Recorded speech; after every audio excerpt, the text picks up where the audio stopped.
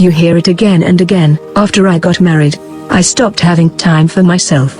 Cooperation is a healthy part of relationship. The trick is to grow together, and as the old saying goes, to row in the same direction. Growing in a long-term relationship or marriage takes skill. Marriages that stagnate become ripe for problems. So how do you grow in your marriage? Just like the flowers and trees, all relationships need water and sunlight, a little tending to pull up the weeds and a little talk to encourage them. 1. Be present.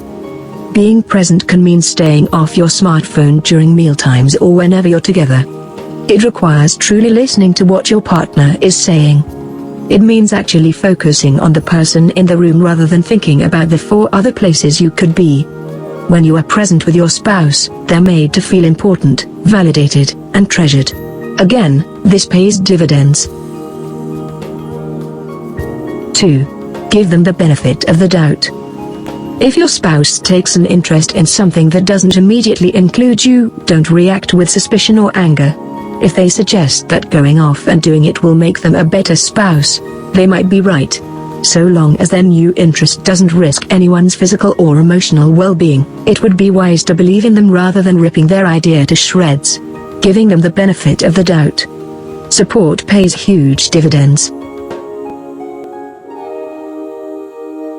3. Praise. Don't punish. We're all going to fail sometimes. And who's the first person we talk to when we're disappointed or scared? If your other half has experienced a setback or disappointment, it's not productive to berate or find fault. Find something, anything, positive that you can say about their effort. Now, I'm not suggesting that you lie. Be authentic. A little praise at the right time goes a long way. 4. Be affectionate. Our spouses need gentle words, that same touch. How much? Well, that's up to you. Sometimes one member of a relationship puts a heavier emphasis on affection than the other. Sometimes, we're just feeling a little needy. A simple hand on the shoulder, rub of the arm, a kiss on the cheek, or quick shoulder rub shows that you care.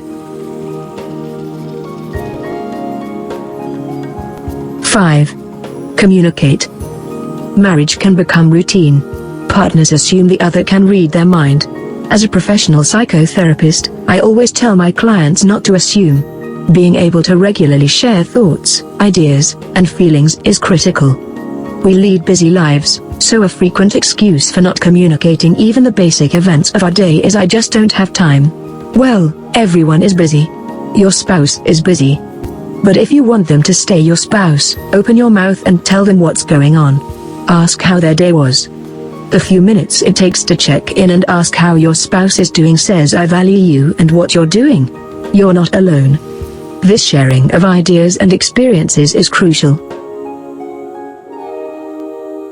6. Find an activity. The happiest couples share common activities. Identify what you both derive pleasure from. Maybe you haven't done it lately.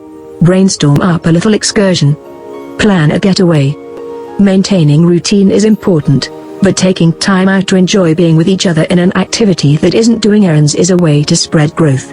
All of these ideas can help lead to positive growth in your relationship. Every good relationship is planted in fertile ground. When things become too routine, it's as if that dirt has been stripped of all the important minerals and nutrients. Whatever gets planted in there won't be as strong as it can be. But when we revitalize that soil and replenish the nutrients, what comes back will be twice as strong as before.